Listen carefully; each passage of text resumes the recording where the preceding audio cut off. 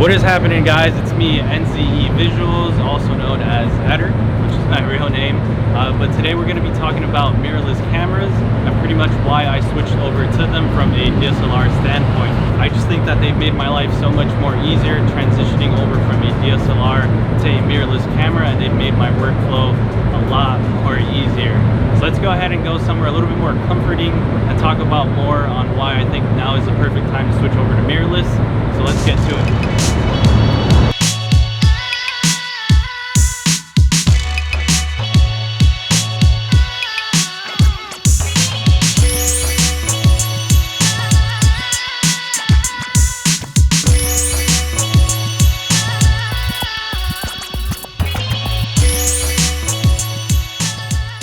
So one of the more affordable lenses that you're able to grab for the Sony system is the 28-75 by Tamron. This hands down is the best lens I've ever come to own and is the one that always stays on my camera. I've used this lens very extensively when it comes to shooting weddings or even videos like this for YouTube, where I'm able to get very good quality, and as well as when it comes to weddings, I'm able to get very close to my subject and get those nice detail shots. Hands down the best lens I've ever come to own, and for an affordable price, it is very good. Definitely check it out. So I went ahead and moved over to a different location only because there was a playground right next to me, and I did not want to grab those kids in the background with all their screaming and yelling, and you'd be able to pick that up on the video.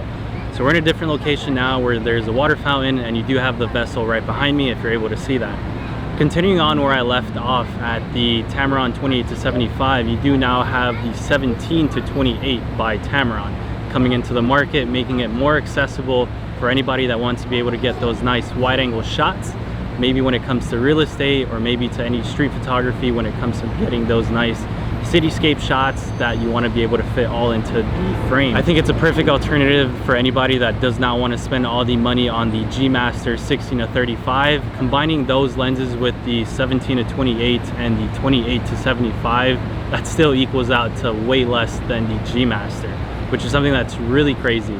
And it's really good for anybody that wants to be able to get the nice trinity of lenses when it comes to wide angle, medium to telephoto, and then you have the perfect telephoto lens. Now I have Sigma coming into play with them releasing a nice wide angle lens for the Sony full frame system. It's a 15-30 2.8. What I do like about this lens is that it's going to be a little bit more cheaper than the G Master 16-35 2.8 that Sony offers, but it is going to be a little bit more expensive as well than the Tamron 17-28. The beauty about this lens is that it's the widest one out of both Tamron and Sony, so you are going to be getting a lot more wide angle shots, and you're going to be able to fit in a lot more into your picture because of such a wide angle lens. Also now have Samyang coming into the mix as well. They are going to be the best bang for your buck when it comes to purchasing lenses. They are going to be the most affordable lenses that you are going to get your hands on, but they do have their ups and downs with some flaring issues.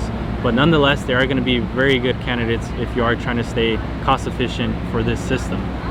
So I went ahead and moved because where I was at, it started to get a little bit more packed. It's understandable, I guess, because I'm by the Hudson Yards area, so it's cool. But moving on to what I was saying, when it comes to autofocusing with the mirrorless system, it is going to be a lot more reliable than what I owned with the D850. Now, don't get me wrong, the Nikon D850 was a phenomenal camera and it focused so good for me, especially when doing 3D tracking. It was so reliable. But there's something about the Sony system that when it comes to focusing, that it picks up on it so much more better.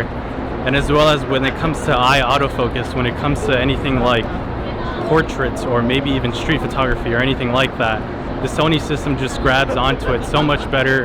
It picks up subjects a little bit more better and a little bit more quicker. And that's something I need when it comes to anything that what I do when it comes to street photography or anything like that. Like, it's able to just snap onto their faces or snap onto the subject a lot more quicker, and I need that reliability when it comes to stuff like that, especially with the Sony system or any mirrorless system in general.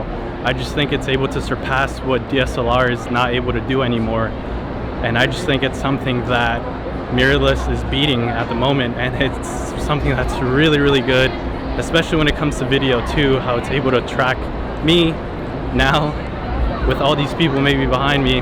So that's a testament to maybe with the autofocus that I do love on the mirrorless system. Here at the edges of the High Line, it's definitely a really cool part of New York City. If you're ever on this side of town, definitely come check it out. You get some really crazy visuals over here on this side of town. especially during sunset hours. We're gonna go ahead and push it over to the next subject of the video. We're gonna go ahead and talk about battery and weight of the camera. One thing that's a big factor on the Sony system is weight, and it's definitely a lot more portable and a lot more lightweight. I used to own the Nikon D850, which was a big and bulky camera, and it was never an issue for me when it came to weight. I would shoot with it all day and I could care less of how big and bulky my camera was, because I pretty much started with DSLR cameras and that was never an issue for me. But now that I transitioned over to a mirrorless system, I definitely come to love how lightweight any mirrorless camera in general is, because of how smaller and lightweight and more portable this system is. Another thing that I do like about this system is the battery life. I definitely do love how you're able to attach a battery pack to this camera and you're able to shoot pretty much all day with it, just tethered to that. So you're pretty much just shooting non-stop, and you're not limited to just battery life on a traditional Z-type battery. So I think that's something that's really neat about any mirrorless camera in general. So now that we've discussed about battery and weight, we're gonna go ahead and talk about these lenses. What I do love about these lenses is pretty much how lightweight and more compact they are compared to the traditional DSLR-like lenses, where they do take up so much more room in my backpack. Now that I own a mirrorless system, I'm gonna have so much more room to fit in a lot more accessories and a lot more goodies, and pretty much be able to have a lot more in there in my backpack. So we're gonna go ahead and push it on to the next part of the video, and we're gonna go ahead and talk about the EVF. So let's go ahead and move on to that.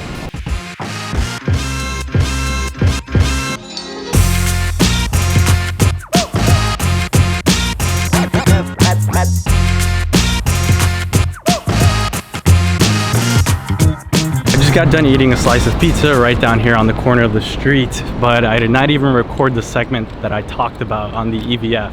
I never hit record, which f***ing sucked. So it is what it is. So I'm gonna go ahead and talk about it again. The EVF is hands down the best thing ever created on mirrorless cameras. Now you do have them on traditional DSLR cameras, but it doesn't work to the extent that mirrorless cameras do have. What I do love about mirrorless is that you can preview your image before you actually end up taking it, which makes my life so much more easier when it comes to doing anything street photography related or anything like that, because I can see how my photo comes out, if I'm exposed right, or if I'm underexposed or anything like that.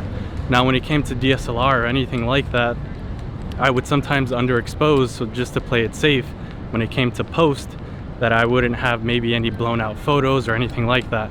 Now I'd use my meter, but I'd still always underexpose just to play it safe. Now with the mirrorless system, I can preview my image just the way I want to see it. I can pretty much just see the photo in my head and see the edits already played out in my head, which already just makes my life 10 times more easier. So we're gonna go ahead and push it on just a little bit more. We're gonna go ahead and finish off the video in a bit.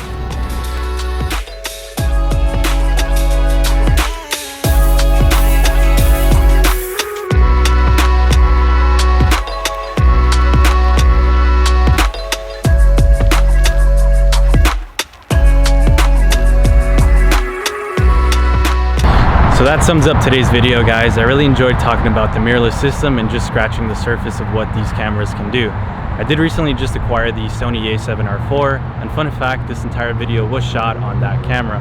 I do plan on making more videos on this camera, so maybe wait within the month and I'll do a full in-depth review on what this camera does when it comes to street photography, and maybe a bit of video. My main video camera is the Sony a7 III, but I figured I might as well just try this camera out and just see how it does. So definitely hit the like button and definitely let me know what you guys think of the quality on what this camera can do. So until next time, guys, definitely hit the like button, subscribe, and click that bell notification to be notified whenever I drop another video. And as always, guys, keep creating.